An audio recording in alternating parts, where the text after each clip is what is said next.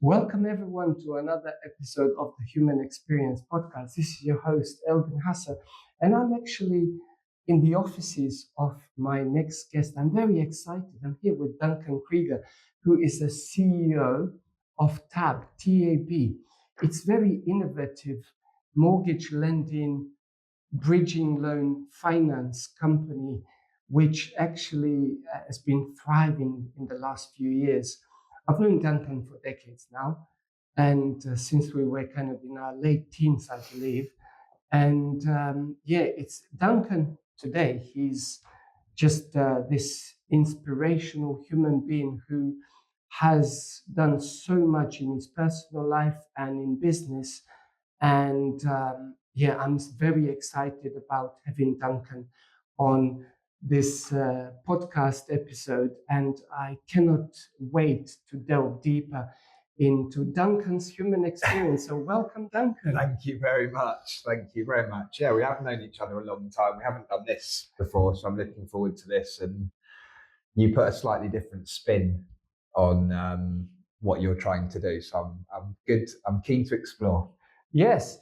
So what I'd like to, as my podcast is called The Human Experience, Transform Your Life, I'd like to delve into the human experience behind this amazing entrepreneur, business owner, family man, amazing friend. You have your philanthropic side. You do so much for community, for humanity, and I want to delve into what inspired you to be where you are today. Yeah, I think that's a very, very generous introduction. I do feel that I try to do a lot of those things, but when I listen to you say it out loud, I feel like it's almost never enough. There's much more you can do, and whether you spend time with your kids, you should try and spend more time, and if you do charitable things, you should be able to find more time to do that as well.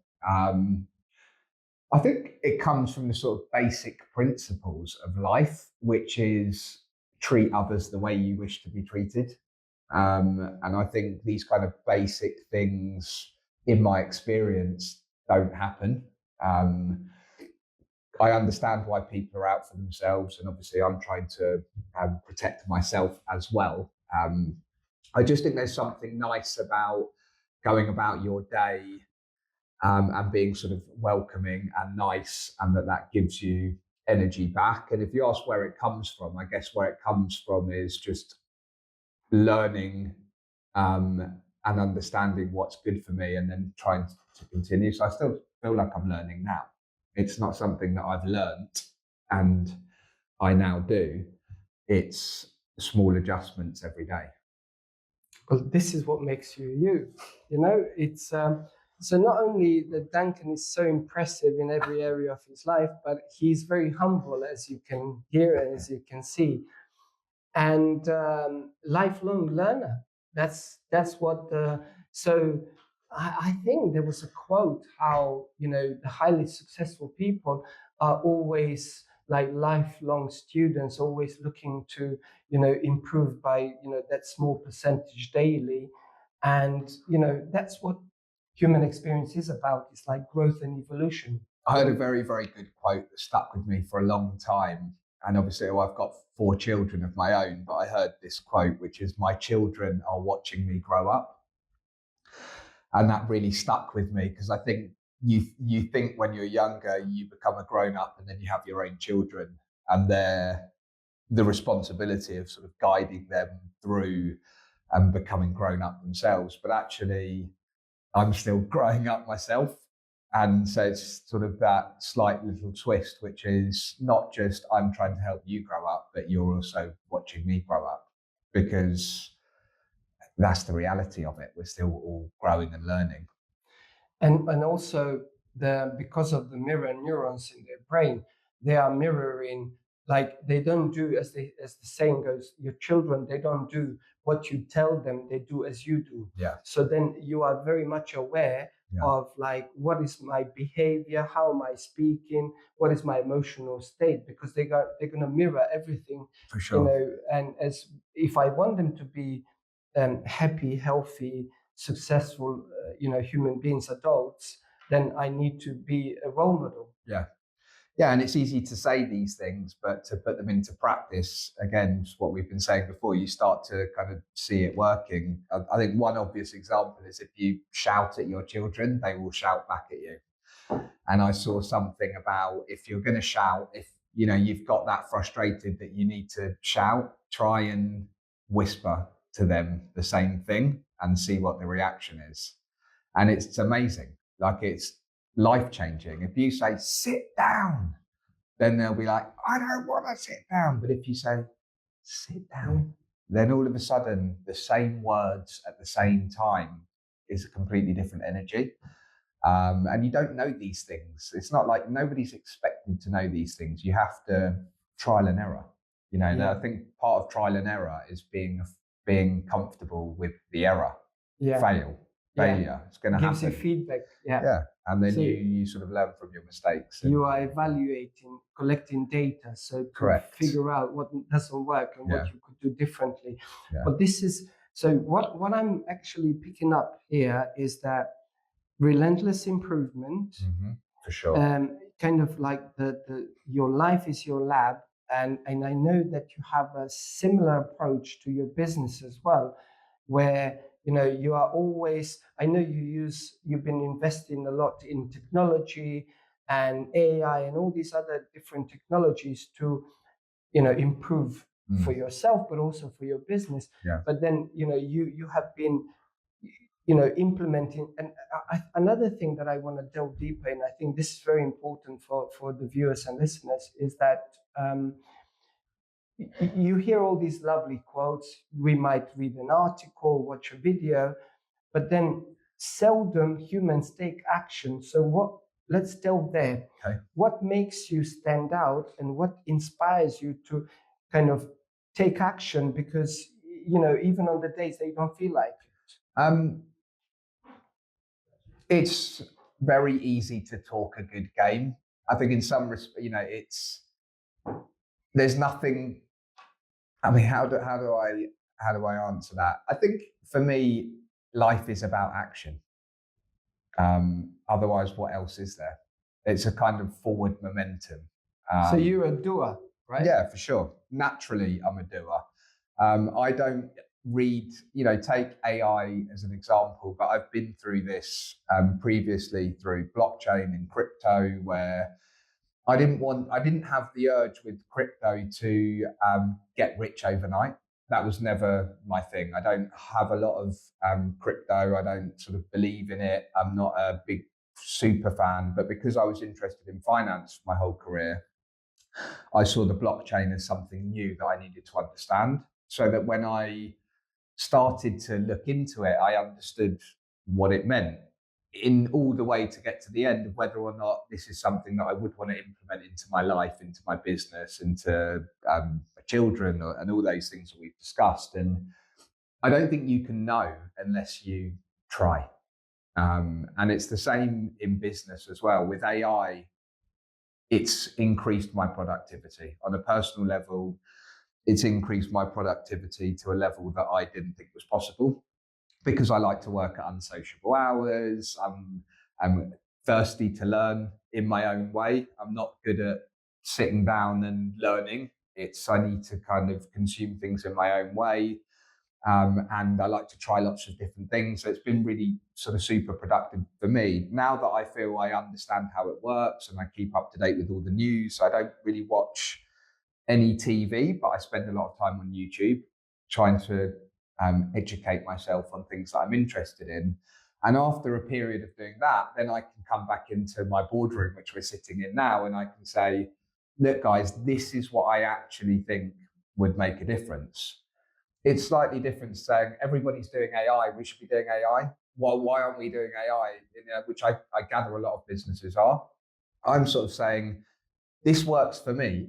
This must work for everybody else out there. And if it works for them, it should work for some of our customers. And I think that's, again, the feedback loop that you brought up before. It's like, sometimes you go down these alleyways and you think, no, that's not for me. That's not going to work. That doesn't help me. It makes it worse. It's more complicated. I would say crypto and blockchain, I definitely got to that point the fundamentals of the blockchain and immutable ledger, that's a fantastic idea.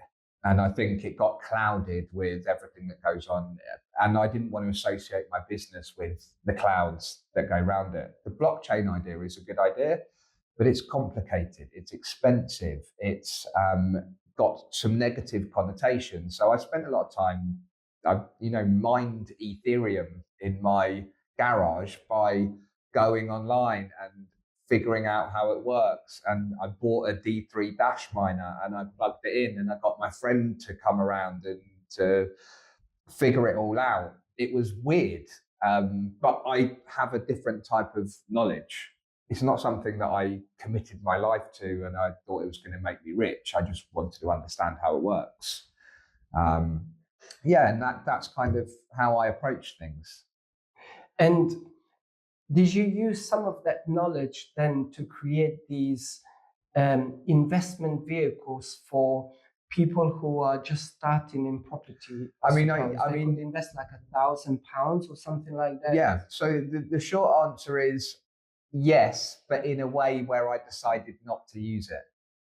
So I learned something, which is that this isn't going to help. This is going to make it worse. I learned something that I used, but what I used was to not bring it in.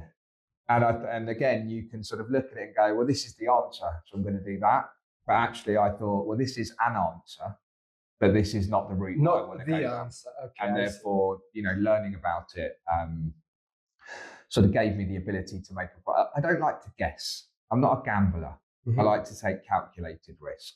I don't like going to the casino. I don't get a thrill from red or black. Yeah. I get a thrill from what's the chances that this is going to be a success? How do I increase my chances? And then accepting that still might mean that I fail. It's not, I think otherwise, if you're just taking a punt, there's a better chance that you're going to fall flat on your face. Yeah. That makes sense. So calculated risk, but also what I'm hearing is that it has to align. It has to feel aligned. Yeah. So even though certain technologies and certain ways of doing things might work for some other people, but you study to see if it aligns with you, if it's the right fit. Yeah. And if it is, then you might, sure, use those technologies to better yourself in your business, or you might not just technology, everything that you just said, literally every single life decision. It's like, is this going to help me win? Yes. Am I going to feel good about it? Yeah. No. Yeah. Not for me. And I love what you just said. It's very, very difficult to, when you're in business to win. Yeah. But I've got experience in. At what cost? Yeah. Right? At what cost? Yeah. I love what you said, because very much my values, as like we met through property, many years ago. And I remember I used to work for family office, and then, people knew, like, obviously by my skill sets and, the kind of funders behind me.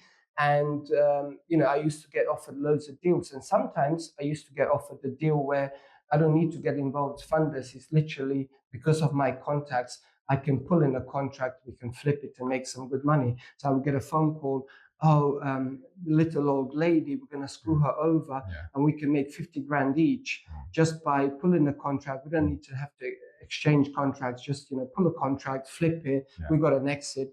And I was like, no, not for me. And the guy's like, are you mad? Yeah. You're leaving 50 grand on the table because you have the structure and setup. So you can easily, I can't pull a contract because, I'm no one. And I was like, not for me, because if I'm going to hurt someone, I wouldn't be able to sleep. I don't think you can teach that. I think what's been good for me is being in business for 20 years. So now I've seen that come back in full circle. And somebody was sitting here in this room a couple of days ago, and he said that I've met somebody who really likes you the other day, and they were with somebody who likes you even more. Why do these people like you so much? And I said, I've been dealing with them for a very long time, and I've never let them down. My word is my bond. If I say I will do something, I will do it. And I think a lot of people live for the next deal. Yeah. 50 grand is 50 grand. And I get it. Some people, they don't care about that old lady. It's not their old lady. It's not their grandma. That you can justify it however you want. I believe treat other people the way that you wish to be treated. But also you apply it. Yeah. You don't just believe it. No, you actually apply it every day of your life. Yeah. Yeah. Amazing. And what you just brought up, I actually read, because you have this recent, well, I think has it been a year? The one thing, the articles. Yeah. It's been a while now. You've been posting on LinkedIn, the newsletter, and I subscribe to your newsletter. And I think in one of the posts or articles, you've been talking about how the importance of transparency and reliability, and this is the reason why day in and day out, people who have been doing business with you 10, 15, 20 years, they still come back time and time again. Yeah, even if you say no. And I think, again, people want to say yes because they think, oh, I'm going to lose. This is my one chance. I think there's something really powerful in saying, no, I can't help you on this. And people respect it. I've had this thing about when I started in business, it was kind of early to have a mobile phone. Not everybody had an iPhone when I started in business. And I remember thinking, I'm going to save everybody's number. If I speak to Eldin and we have a conversation, I'm going to save this number in my phone book. And I've done that throughout my career. So I've got 4,000 or 5,000 contacts in my phone. So somebody rings me after 10 years, and it happens all the time. I go, hi, Jim. And the same response is, how do you still have my number?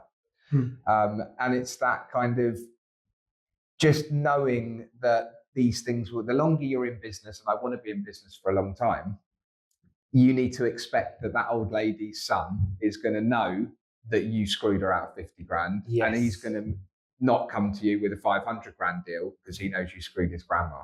Absolutely. And it's this kind of, the full circle. Kind of karma, really. I'm not really like a big, I think you kind of make your own karma. It's not something I've ever really verbalized before. But I believe in this kind of, if you walk down the high street with your hood up and a kind of angry face on, and you walk down the high street, I feel like you could attract negative energy. That's the science, actually. And if I take my hood down and I smile and I say, hi, and how you doing? Have a nice day on the way down, you attract good energy. Absolutely. And I've felt that for my entire life. I tried to say hello to absolutely everybody. And a lot of people say to me, I say, hey, how you doing? And I would say once a day or a couple of times a week, people say, nobody's asked me how I am today. Yeah. You're the first person to say hello. It's not, what do you want for your coffee? Skinny, flat white, what's your name? Duncan, gone. It's like, hi, how are you? What do you want? Oh, yeah, I'm all right, thanks. It's just different type of energy in the room. Yeah, and I guess everybody in your gym is your best friend because everybody wants to talk to you because of your energy. It's very inviting. Yeah, I like to go to places where I'm recognized or I recognize people. I'm not desperate to go to, I think so. I like to be. Sometimes I'm busy and I'm sure if you ask all of my team, I can be sort of short sometimes, but I think generally, again, it's hard to fake it. I kind of feel like I genuinely care. Right? If I'm saying, hey, how are you? It's because I'm actually interested to know how your day is. And it's not like I'm on robotic trying to get the best out of it. Yeah. But it's always worked for me. It's not like you read in a script from a book, like How to Win Friends and Influence People, one of those books from back in the day, which is a great book, by the way. But you see, thirst for knowledge, relentless improvement, and then taking action. And there were times in your life, like maybe at the beginning of your career, where there were some challenges. There's challenges now. As they call it. Yeah, I know, but now they're different challenges. We're going to go back to today. But let's focus on 20 years ago when you first started. There were challenges where, you were really like trying to show up every day, but like there was no feedback, as in like you were planting the seeds, but like when's the harvest gonna come? You know, like the darkest night of the soul kind of experiences where you wanted to quit, you wanted to give up. So how did you? What inspired you to keep going even when you didn't have results? I'm very aware that I'm built in a positive, like my immediate reaction if I smash into the back of a car, and I've had, car accident, is not fucking hell, you did this, like how's this gonna, it's like, okay, everything's good, we're gonna be all right, I'm making a plan, is everyone around me all right? So when I open the curtains in the morning and it's dark and it's raining, my instinct is, oh, it's fresh outside, it's nice. And I've experienced friends and family who have the opposite. They open the same curtains and look out the same window and it's dark and it's dull and it's going to be a difficult day. So I think first and foremost, I've kind of accepted that I am wired in that way. And then the second thing is I ride it. I say, if that thought starts to creep in where I look outside and I think, don't really fancy it today, I will tell myself, no, you do fancy it. Like, get yourself out there. Remember what it feels like when you push yourself out of bed. And I don't know where it comes from, Eldin. I like, you're asking me the question, like I'm dodging it every time you ask me. It's like, where did it come from? I feel like it's come from, I don't really, when you talk about early in my career and those difficult days, I don't really remember those difficult days. I don't remember thinking, I don't know if this is going to work. I remember thinking, this is going to fucking work. Mm-hmm. Like, I don't care how many times I need to come back, this is going to work. If it takes me another day or a week, that I don't feel like it's not going to work. I feel like, how is it going to work? And what am I doing about it?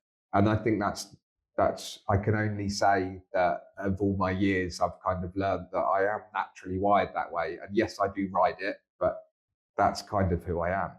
I see. But being a neuroscientist and expert on human behavior myself, I know that this is a learned skill set. Talent only gets you so far, or like, your DNA, your nature, nature, yeah. But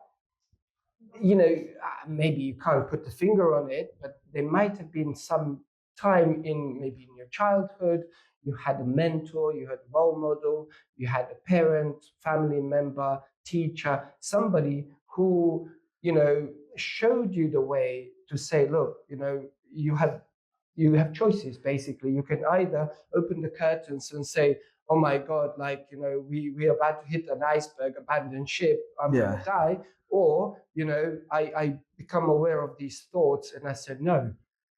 I think I'm naturally good at gravitating towards the one that could help me sort of shape the way. So you talk about teachers as an example, and it's quite topical because I met my old school teacher, one of the only ones who I had, I would say, a proper relationship with.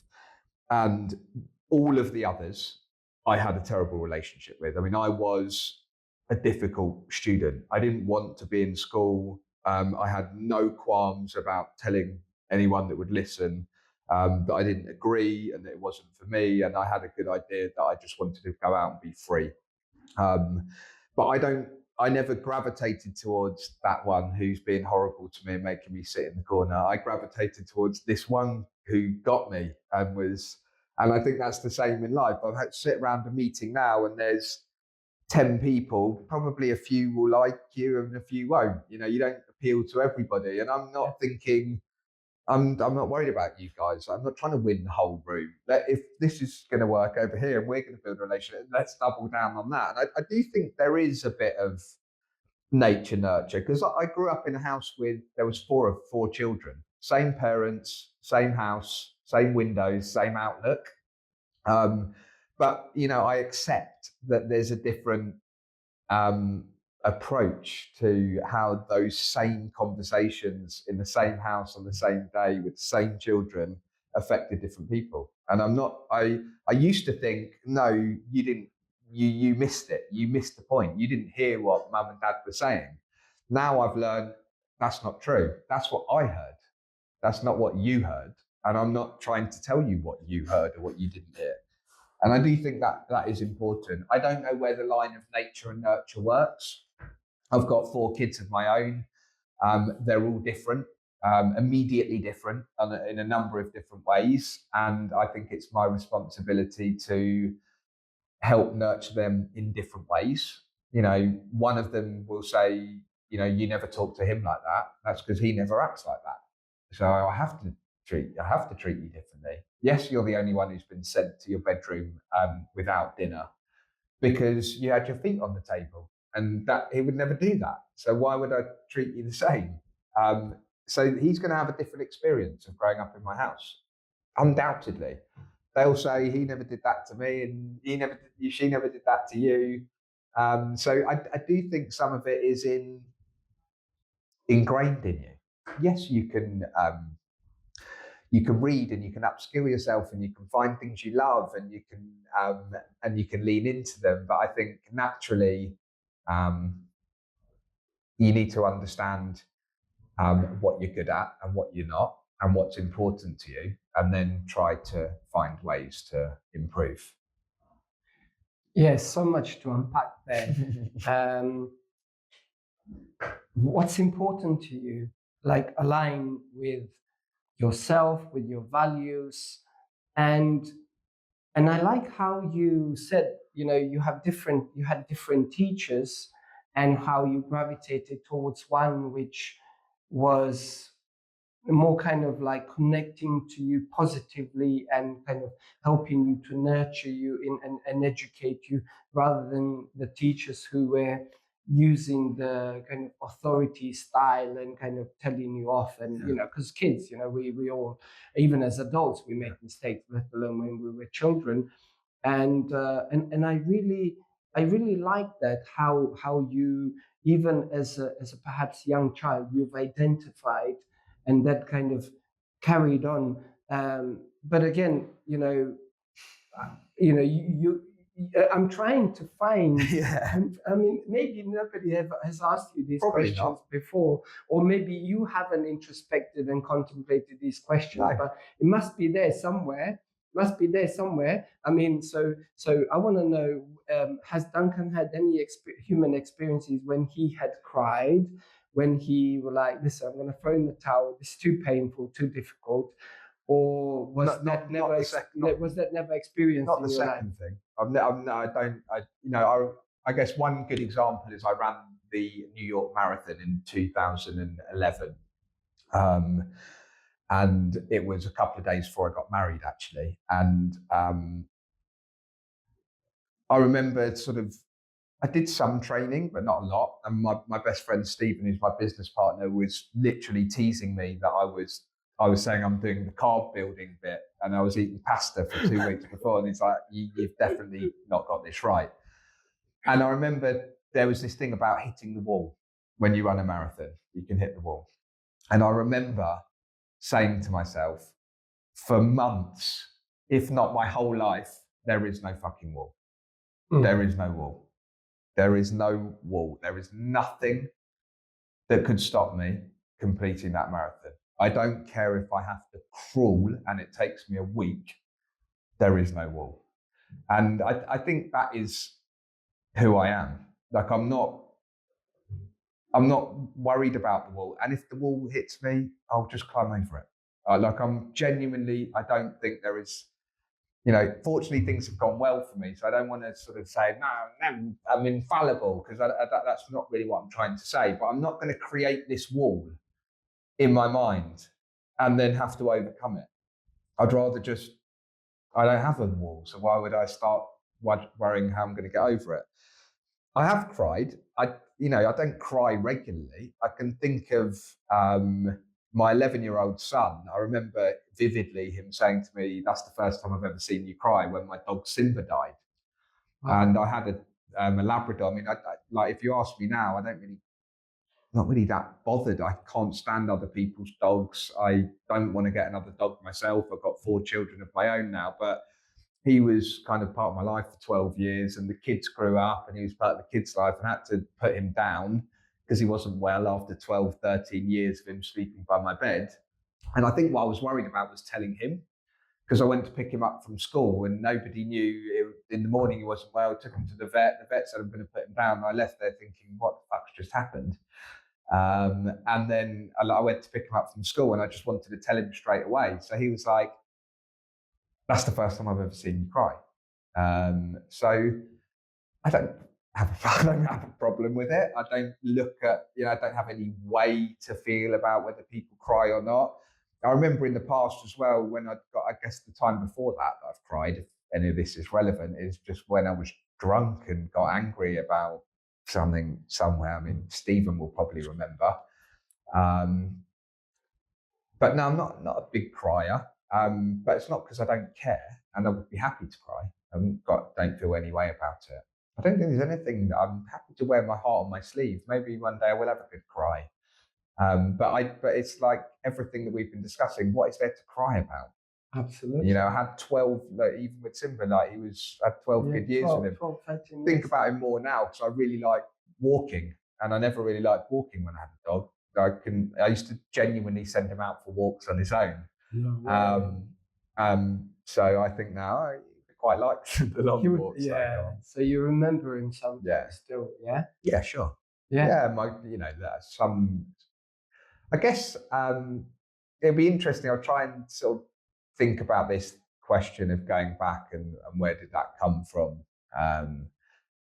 I think I've been lucky to have positive influences in my life, but then again, I look at people really close to me who might have seen those same people as negative influences in some respects. So I find it hard to pinpoint what would have made me this kind of eternally positive character. But I'm very grateful that I am, and I want to write it. Would you say also it's this inner feeling of gratitude, like kind of like you wake up genuinely counting your blessings? You go to bed, put your head on the pillow, count your blessings, and you wake up with the same energy, same. Yeah, I think I heard once there's a fine line between ambition and greed, and I guess the way that I translate that to myself is I am aggressively ambitious. Like my targets are stupidly high. I don't see why if he can be a billionaire, why I can't be a billionaire, or worse, isn't it a massive failure if that's what I'm trying to do? But I'm also content. I remember doing a podcast with somebody many, many years ago, and he asked me. It kind of got quite deep at the end, and I basically said, if I died tomorrow, I would be content. There is not a single thing, and I still feel this today. There is not a single thing that I think, you know what, I need to fix this before I die. And I don't know if many people have that. I didn't know that was kind of unique or rare, but if something gets pointed out to me, either by myself or by someone else, that there's this thing I need to do, then I'm just leaving this podcast, middle of the podcast, I'm getting in my car and I'm going to deal with it now. Is there things I could do better? Sure. Are there things that I haven't achieved yet that I would like to? Yeah, but I'm not going to be on my deathbed thinking, I wish I'd picked up the phone and told this person how I really felt, or I wish that I think it's super important to not put things off, to actually face things head on. And, I've always tried to do that. I love it. And you see, what I want to unpack now, because you spoke about you and how you view the world and life and business and everything like that. There's no fucking war, right? Yeah. Is this teachable? Is this transferable? Do you teach these values, beliefs, skill sets to your children, perhaps to your team in your office? I mean, look, whether it's teachable or not, firstly, I'm always happy to give an opinion. I definitely don't think you need to sit down and listen to me, make notes. This is what you should be doing. I don't agree with that at all. I prefer this is how I see it, and this is what's worked for me. Definitely teaching my kids, like Kreegers never give up. I mean, if you ask my kids, they'll be like, if we're going out for a walk and you're feeling tired, we never give up. We never go back. If we say we're going to do something, we do it. There may be subtle things, but I think they're less subtle to them.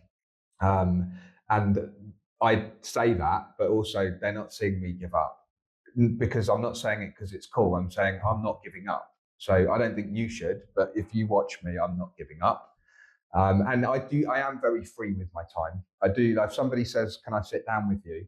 The answer is yes. I've never felt like a conversation is a waste of time. My 17-year-old nephew, I've been on his back a little bit because I think he's a talented guy, and he's quit college and he's not doing anything with his life. So I've tried a few different ways of kicking him, giving him a pat on the back, giving him a ring, sending him a message. And last night he said, oh, can I come over and talk to you? And I was like, got him. I've actually got him, because I'm not asking him, he's asking me. And we sat on the couch and had a chat for 45 minutes. And then I was thinking, was that any value to him or not? And I'm not trying to teach him these things at all. I'm not thinking, okay, let me get this across. This is something he needs to know.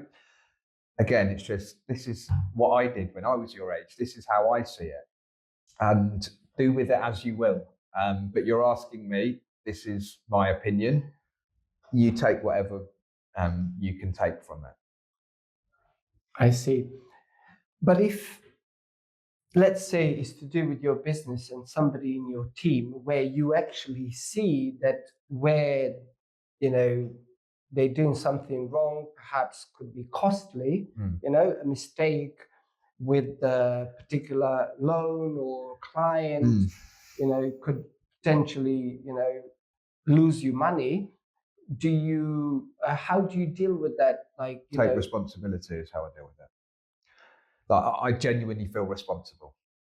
I've had these situations. This is not uncommon. It's not uncommon.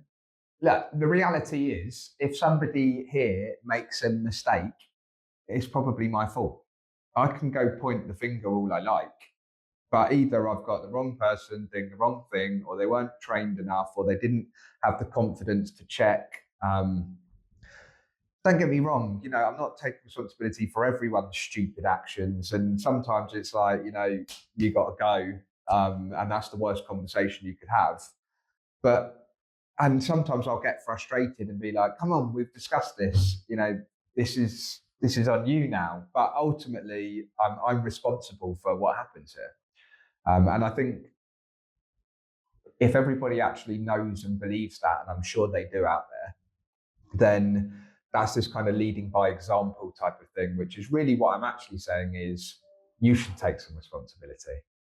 I'm taking ultimate responsibility because ultimately it's my problem or it's my fault. But actually what I'm trying to do is say, this is how you deal with these things. You take responsibility for them. You stand up and say, I fucked up. I need help. Because I would. I don't feel like I know everything. I just know how to figure it out, who to ask. And I will never sit in a meeting and say, yeah, sure. And in my head be thinking, I'm not quite sure. I'm not understanding. I'm not understanding. I'd say, stop. I don't understand what you're saying. Can you say it in a different way? Elaborate? Can you repeat yourself? Repeat. Can you slow down? What does this mean? What does that mean? Yeah. The DRD. What's the DRD? Yeah. Okay, fine. Thanks. I'm glad you asked, because a lot of people, then you sort of build on a more human level, and actual. They're not just transactions, it's part of your journey. Very rightly so, what you said. I was yesterday in a business meeting with a corporate client that I work with in the city. It's a hedge fund.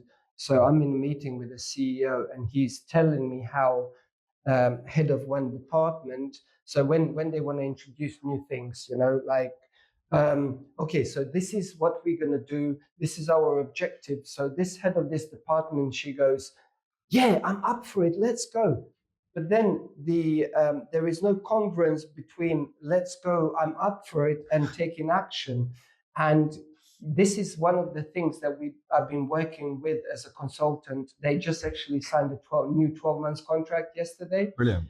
And I've been working with them since March, and we moved the needle in so many things that they needed help with. And now they said we need extra training because we want to bridge that gap between, like I'm up for it and taking action. So what stops people taking action from your experience, being the leader, being a CEO of multiple businesses, and especially now with Tab and having a large team? I think it's basic principles of your word is your bond. Like if you say you're going to do something, whether you sign a contract, shake somebody's hand or not, if you say you're going to do it, you should do it. If you've got a way in life with sort of fobbing people off and making yourself feel better, it's probably very hard to. Some people think that's a good way to finish a meeting. Yeah, I'm up for it. Yeah, I really like it. Good. When really you're thinking, I'm not up for this. I just want to get out of the meeting. I think part of the problem is who's the decision maker. Part of the problem is taking time to reflect before you speak. So yes, my word is my bond, but that's because I won't give my word until I've considered it. I mean, the way to deal with that meeting is I need to think of let's end the meeting here. I need to go away and think about it. But it's not a yes or a no. It's moment to reflect or to check the books or to see whether you can afford it or to see what your other options are. It's not just a yes or no thing. It's am I ready to make a decision? Have I got enough information? Do I believe this? Do I need to check with someone else? Do I need to get sign off? So for me, it's like and I would say to people, there's a lot of decisions we make every day that need sign off. Credit committee, it needs to go through a process. You can't say yes, definitely, until we've been through certain steps. No one can really. And if you do, you should do your best to do it. Not saying you can't backtrack later if something comes up or you change your mind, and try not to do that often if you can help it. And if you do, you face it properly and say, I shouldn't have said that. I wasn't ready. I made a mistake. That's how I see it. I think that approach is definitely more efficient and less likely that something will come up later on which could be costly. And I personally in my life I live by similar values, but not only in business but also in my private life. So family for me is number one priority. My wife, I've got a 4-year-old, and so if it's something that requires me to make a decision, whether it's some business travel that will take me away from my family time, I will not commit, even though if it's like, big contract, big money. I was like, well, I'm interested, but I need time to do some due diligence and I will come back to you. So then part of my due diligence is having a conversation with my wife. Look, this is a great financial opportunity, but then obviously then we might have issue with the childcare, with the nanny, and this and that and the other. And, you working full time, and who's gonna do pick up and drop off. Sure. So all of those things. So before you kind of say, yeah, it's great, but some people like they live their life by kind of like I'm a man in a relationship. I'm a husband, and I will say yes, and then I'll deal with the consequences when I get home. And I personally feel that's a wrong approach. Yeah, I would say I'm a bit of both. My kids' comfort. I say a bit of both in the extreme, in that I like to be the first person to arrive in the office every day, and I like to be the first person to leave. So Mondays I go swimming with one of my kids. I leave here at 4:00, go down the road, we walk around someone's house, go swimming. Tuesdays one of the other boys. Wednesdays my son James lives 50 miles away. I go to watch. I leave at lunchtime. I have done for 10 years. I go to his school, I watch him play football, we go out for dinner, we go and watch a movie at his house, and Friday's the same. So those things are non-negotiable. And Lynn, who you met, who's my EA, who's meticulous at running my diary, but knows what's important to me. There's within reason, literally nothing that I'm doing at those times. Having said that, on the flip side, I went away to Dubai to do this presentation, and then Fran booked a holiday with the kids to go to Tenerife, and then I had to go, and then I have my road trip, which I do every year, and then I had to go to the south of France to meet these guys at a conference, and it meant I wasn't going to see my kids for 17 days, any of them, which I've never done since my kids were born. And I was like, it's fucked up, we're gonna have to move things around. And then Fran was saying to me, this is a problem. You're not gonna be happy. It's fine. I'm fine. We've talked about it. We're going away. Don't worry about us. We've got nanny organized, school drop-offs, everything's organized. But I was like, you know what? It's not the end of the world.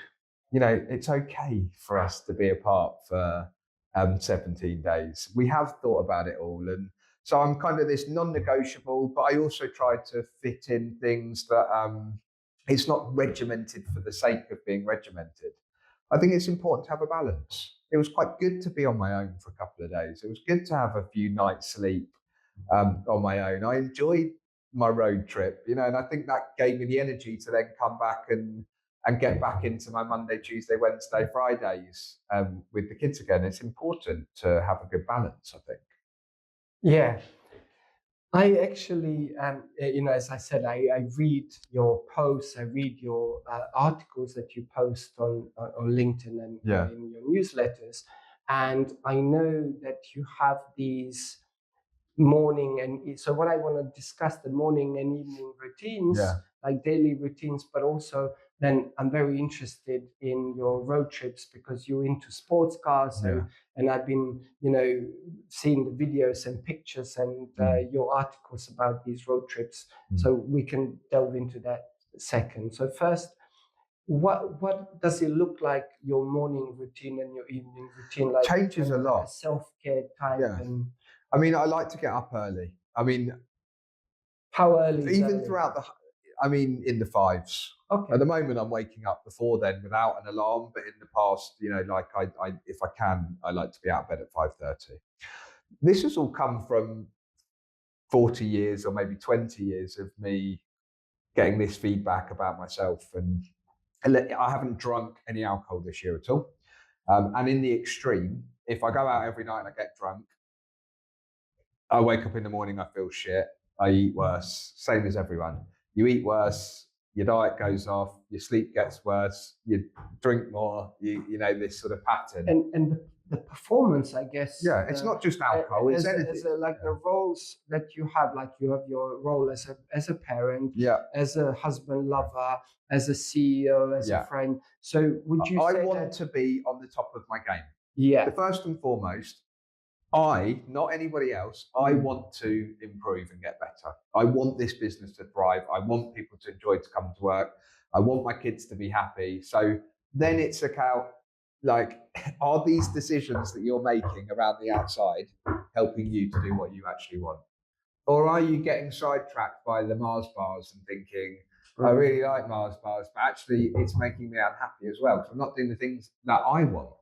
So I've learned I perform better in the morning than the evening. Like if I need to sit down and do something, the earlier I can do that, the better. And then throughout the day, my mind starts to wander. I get distractions, people coming in, more problems arise, more things to do. I get to the end and I'm trying to firefight till the end, and then I fall asleep and start again. So that's where I'm at in my life right now.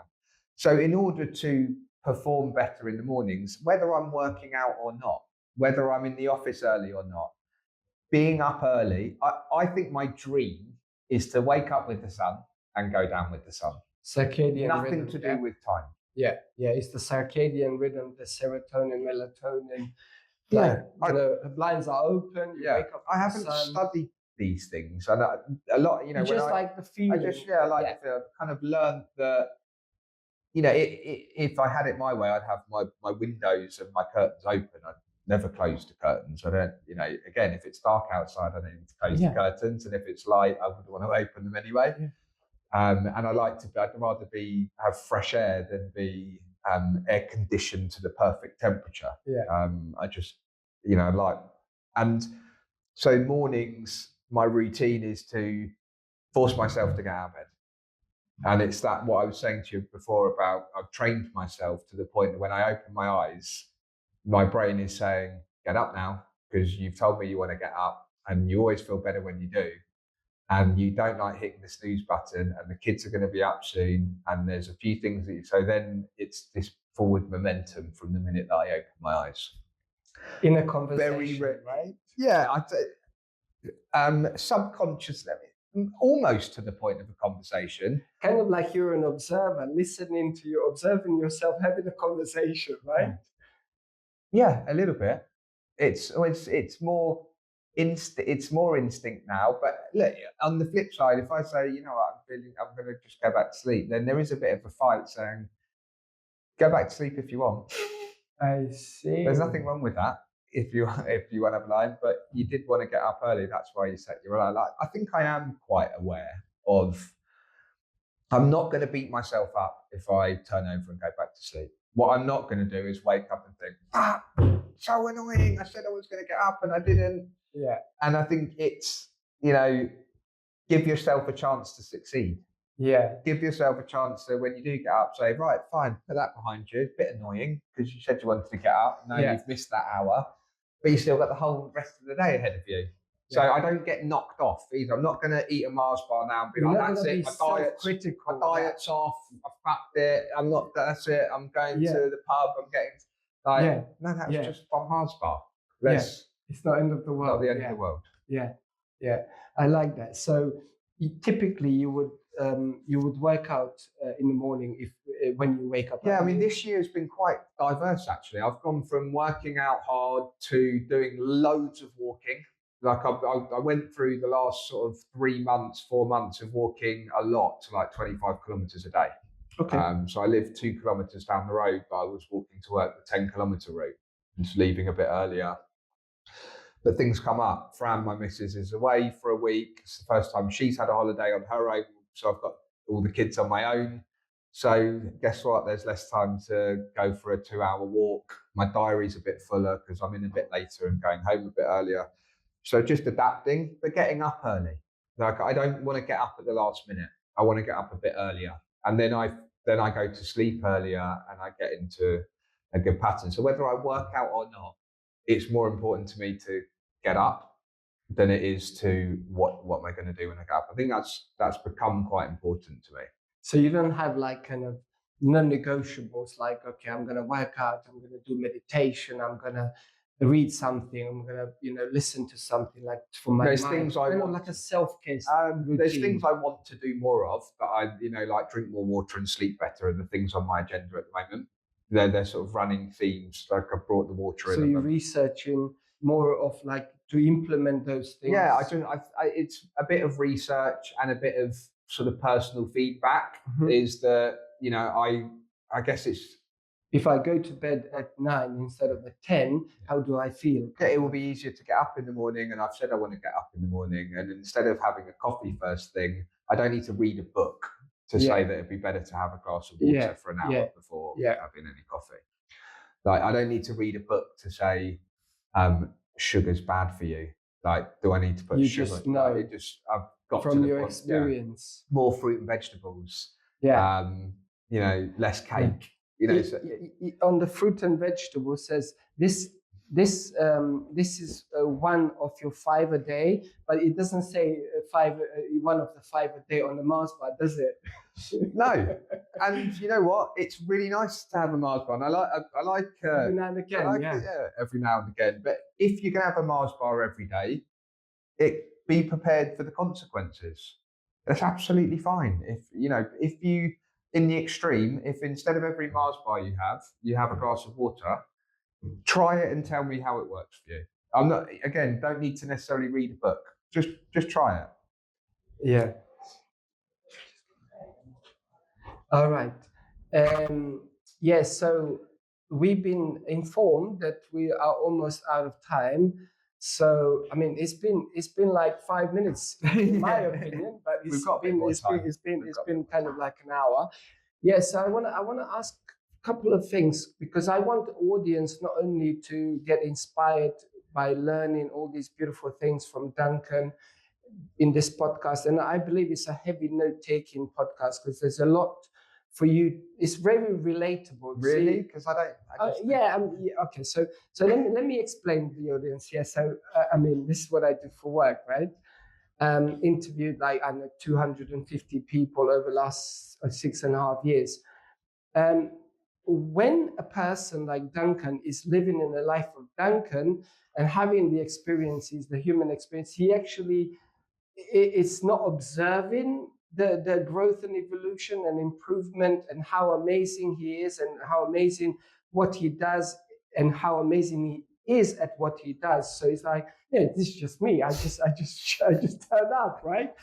But so heavy note taking, learn and then apply. So if I have a message for anyone out there, learn and apply. But then also what I encourage you to do, rewatch this podcast, share with everyone. Let's make this go viral. Leave a review on Apple Podcasts, on YouTube, everywhere. And then also, 5-star review, right? And if you have any questions on Spotify, you can ask questions and we can get Duncan also to answer. But also I want Duncan to share, if you are a property investor developer and you're looking for mortgage, you're looking to raise bridging finance, or even if you are interested in property and let's say, I don't know, you don't have, large deposit, but, you looking to have your money in your saving account work better than what the bank is giving you now, like pennies, right? I want Duncan to tell us more about this investment vehicle that he has. I think he's investing in hotels and other kind of projects where he enables ordinary public to invest, even as little as £1,000 with a higher return than the bank kind of saving account gives you. So can you tell us more about that? I can. It's a lot to unpack in sort of 5 or 10 minutes, and there might be other things that are more useful. I guess my message is I'm happy to talk about this stuff. There's quite a lot of content already about these things. What I want to do, my passion is to open up these types of investments to more people. I do feel that there is no alternative to getting a mortgage to buy a property. And you buy a property for £250,000 is a really, really, really cheap property, and you need to borrow hundreds and hundreds of thousands of pounds and pay it off over 25 or 30. It's a big commitment that people don't really understand. So I guess my aspirations are to make it more accessible. Is it the blockchain? Maybe not. Could AI help? Possibly. Is regulation a problem? Definitely. Is the UK a good place? Is America a good place? I'd say a lot of these things are still up in the air. On a day-to-day basis, what I've tried to do is focus my time and energy a bit more on things that I feel I can make a difference. And on the property investment side, it's a long journey and I'm sort of figuring it out. We've done really well. We've bought £15 million worth of property, had hundreds of investors own different shares, some short-term, some long-term, but I don't feel like I'm there yet. On the lending side, we've lent £700 million. We manage a loan book of £250 million. We've got private investors, institutional investors, and a really sort of solid plan for how that business is going to grow. So a lot of my time and energy is focused on that part for now. Some things are like nice to haves, and other things are focus on what you're good at. So where I'm at right now is, and I'm very free with my time. I'm happy to talk to anybody, whether you're a big time investor or you don't understand what an interest-only mortgage is. I'm happy to give my advice, share my thoughts. I think it's too broad to cover off more than that. Yeah, that's a brilliant answer.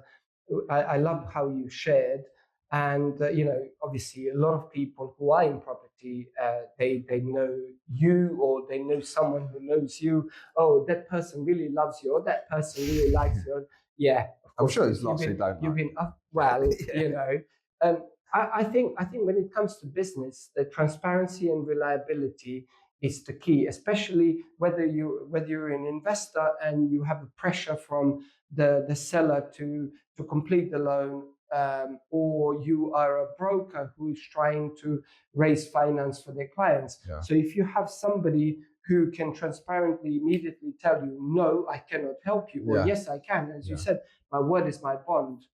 Yeah, for sure. And I try to, if I say I'm going to, it's been a theme of today, but if I say I'm going to talk to you, you'll go through Lynn, and there'll be a time in my diary, and I'll be there unless something comes up, in which case it'll be. And I couldn't stand the thought of I forgot to, I said we'd have a call and I didn't get around to it. So because I'm not good at those things, I have someone who runs my diary, and Lynn will call me 5 minutes before every single meeting, even if I'm in the room already, because we've got into this habit of me trying to play to my strengths. So if I say I will happily talk, I will happily talk. I just need to make sure it gets scheduled in properly, so that I'm not over promising. I'm happy to talk to anybody, and then all of a sudden I'm not. It's important to deliver on what you say you're going to do. I remember we're supposed to have this podcast recording April 2024, I believe, 10th of April. And I had a call from Lynn saying Duncan's wife had just gone into labor, and like literally hours ago, she delivered a child. So Duncan, unfortunately, had to cancel. So Duncan will not cancel unless it's like something like a wife giving birth to their child, and and she's 18 months now, Matilda. So April. That was the 10th of April. That's the day she was born. Well, so it was a good I remember memory, that day. Right? 10th of April. And I think if we still have like a couple of minutes, I want to ask you about. I've been following your journey with your sports cars. You used to be like kind of like a team Porsche, and then you started, investing in other type of vehicles like Ferraris, and you love your road trips. So is it, road trip kind of like just love for passion and love for cars, or is it, what this kind of road trip gives you? It's kind of like when you're driving, it's like meditative, you're experiencing the nature. Tell us more about that. Yeah, so there's a few things going on here. One is that I'm not going to die tomorrow and think I regret that I didn't drive a Ferrari. I always thought, I want to have a red Ferrari, and I wasn't going to wait until next year or the year after. And things will. I just like, you know what, I'm going to find a way to make it happen. There's no kind of ego or showing off, or it just for me. And that goes all the way back to when I was young and I left school and I wanted to have a Porsche. That was, I didn't have any kids, I didn't have any responsibilities, I didn't have a family. I just knew I wanted a Porsche. And when I got involved in a property deal, it went really, really well. And I went to Porsche and I bought a Porsche on my debit card. And someone was saying to me, "Oh, don't you feel like a bit silly or very young showing up?" I was like, "I'm not got this car for you or what you think about it. I've got this car for me. I'm excited to get out of bed every day. Like, this is what I've been working for. I don't give a fuck what you think about it or what any of you think about it. It's for me." And I think that served me quite well. If I lost everything tomorrow, and I feel there's a chance that could happen, I'm better at making sure it doesn't, but I'm aware that it could. If the list of priorities of things that I would want to do next, those things are way down on the list. Firstly, they're not important. They're just material things. Ferraris, Porsches. My kids would never go without a meal. My missus would never be scrapping around for my time or for the ability to have a roof over her head. And also, I will have done it before. But I've had it. I've had it. I've been there. I've done it. So I've already got the tick. Yeah. Whether I've got it tomorrow or not, I've got that feeling that it might take you like few months to get back there, but you've done it, been there, done that. And I might not even want it again. It's not like exactly. Yeah, so I've always been a Porsche fan, always wanted a Porsche, had it on my bedroom wall when I was a kid. I turned 40, got my head turned by Ferrari, thought, what are those little red cars? I've always said they're not for me. Actually, I want to drive one. So I've found a way to make it happen. Now I've been through that experience, I've kind of realized a couple of years later, no, I actually really like Porsche. I wasn't saying I used to like Porsche and now I like Ferrari, or I don't have any thoughts, just how do I feel tomorrow and what am I going to do? So nice that I've got the experience. I feel, driving a V12 Ferrari through the French Alps with the top down is one of the greatest things that I wouldn't say to somebody else, you must do that, because they might not like windy cars and loud engines. But for me, like, I can't. It's heaven. Yeah, it's amazing. Like, I didn't know if I would ever be able to do that. I'm unbelievably happy I have. And in the future, I might like to do it again. But beyond that, it's just a car. And, I've got my dream car on my driveway, a Porsche 911 Turbo, and I drive it every day. But recently, I've been walking everywhere. A couple of years ago, I would have said, I'm never getting the train. I'm never walking. I love my car. I want to spend every minute of it. And I guess what I'm trying to say is just be open to saying, okay, I have thought that for the last 5 years, but now I think this. And there's nothing wrong with that. You don't have to be so stuck in your way that I'm a Porsche man. That's it. It's like, or maybe I don't even want it. For the first time in my entire life, I've been thinking about not driving everywhere. My road trip's different. It's time for me with people that I like, doing things that I want to do. It's not for my kids. It's not for my missus. It's not for my business. It's just, I'm on my own with my music, with my pal, being free. And that's my favorite type of holiday. I don't like sitting by the beach. I don't like sitting by the pool. I don't even go in the swimming pool, really. If I go on a week-long holiday with my kids, I might go in the pool once. And they'll be begging me, Daddy's in the pool! Daddy's in the pool! That's not my idea of fun. My idea of fun is to drive around in a sports car. And for as long as that is what makes me happy, I'll try to do it. So I've done 10 years in a row with the same guy or the same people. And we change it all the time. And do you let him drive? Yeah. Sometimes, yeah? Yeah. Yeah. And I saw recently you got invited by Lamborghini to have an experience. Yeah. What vehicle was that? It was a Lamborghini Temerario. It's a new replacement for the Huracan. Now, I truly believe, somebody asked me this the other day, I've put myself in a position where these things will happen to me more often because I attract it. I like driving cars. Everybody knows I like driving cars because you see that I'm open about it. I'm not trying to hide it. I'm not trying to blag. Yeah, it's part of who you are. Who I am. Yeah. So when people think I've got this thing, who am I going to call? Guess what? They call me. One quick story, and then we're going to have to call it a day on this theme. I want to get a Bugatti. I don't know how I'm going to get one or if I'm ever going to do it, but I want to give myself a chance to have a Bugatti one day. So I went into Bugatti in Mayfair, and I said, I knocked on the door, and they said, "How can I help you?" And I said exactly what I just said to you. I said, I am going to have a Bugatti. I don't know how, and I don't know when, but I'm trying to figure it out. And I feel like if I come and talk to you and meet you, and they were like, come and sit down. Amazing. Like, let's talk about it. How's it going to work? When do you think it might happen? Tell me a bit about you. Tell me a bit about your kids. Tell me what cars you've had. What do you like? Where do you like going? So obviously I've had a few cars and stuff. The conversation started to go well. And I've become friends with Clara, who was the lady that I met on that day. She doesn't actually work at Bugatti anymore. But she then invited me to Croatia to drive the Rimac Nevera.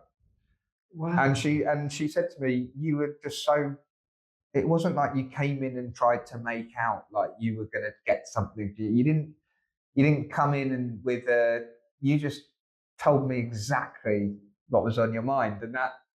And she was trying to build relationships with clients. So they don't sell many cars. They sell 2 or 3 cars a year. Like they're not expecting someone to come in and sell something to them. What they actually want is someone to come in and talk to them, because that's all they can do. And so they merged with this firm called Rimac, Mate Rimac. I don't know if you've ever come across him, but you should look him up. He's an absolutely incredible Croatian guy. And then she said, I'm going to invite you to go out. So I got flown out to Croatia to drive a 2,000 horsepower electric car and to meet the whole team, just because I went in and put myself in that position. Wow. And I think that then it kind of reinforces, like, just put yourself out there. So I said to my 17-year-old nephew last night, we were talking about going for an interview. I said, don't say what you think they want to hear. Say what's on your mind. Be yourself. Be honest. Authentic. Be authentic. Tell the truth. If you don't understand, say I don't understand. And that's because I think that then it comes back to you. Then you don't have to start playing the ankles. You go down a rabbit hole and think, well, what should I say here? What should I do there? So yeah, that's me. Couple more questions, short. Yeah. I understand that you believe that you attract things. So do you believe that in luck? Do you believe you're lucky? And do you believe that you easily manifest what you desire? I think it's undeniable that you make your own luck. You know, the most obvious example is if you're not going to get a hole in one on a golf course if you've never played golf before. If you do, it would be extremely lucky. But if you practice and you play that hole 1,000 times, you've got a better chance of being lucky. You know, if one goes in, it's not going to be like that's complete fluke. You're going to say, well, it's so close so many times. Obviously, one's going to go in. So I like the idea of making my own luck. Getting up every day and working hard and setting goals and being happy to, I think on the flip side, you can diminish your chances by I'm not going to ever get called by Rimac to go to Croatia if I don't try. Of course, people are like, oh, you're so lucky to get invited to, well, guess what? Took action. I wasn't snoozing and they walked into my bedroom and said, hey, wake up, do you want to... you make your own luck. Well, basically, what you are saying is that give yourself a chance to win. Yeah. Stop telling yourself, I never get lucky. Yeah. That's that you will never get lucky. Go and say, I'm going to get lucky today. Yeah. And you might. Anticipate miracles, anticipate luck, anticipate positive outcomes. Yeah, I would almost say more than anticipate. Will it. Yeah, will it. I know. Try. Yeah, take action. Yeah. All right. And so what's the impact while you are here in this human form, the human experience, what's the impact you would like to have on humanity while you are here? Yeah, I have been I've been thinking about these things more and more. I'm somewhere between couldn't give a shit when I'm gone, that's done. I often sort of jokingly say that'll be your problem because I won't be here anymore. And part of me kind of feels that. I think I need to do as much as I can while I'm here and then assume that you get forgotten pretty quickly afterwards. What my legacy, I guess obvious one is your kids. Like, how do I want my kids to remember me? I'm not really too bothered about what I leave them behind, but for them to be nice to people and, those sort of things that I've talked about, say hello. I think just thinking out loud, the most important thing for me, how I feel right this second, is that my kids look after each other, that they're always there for each other. And, I do drill this into them.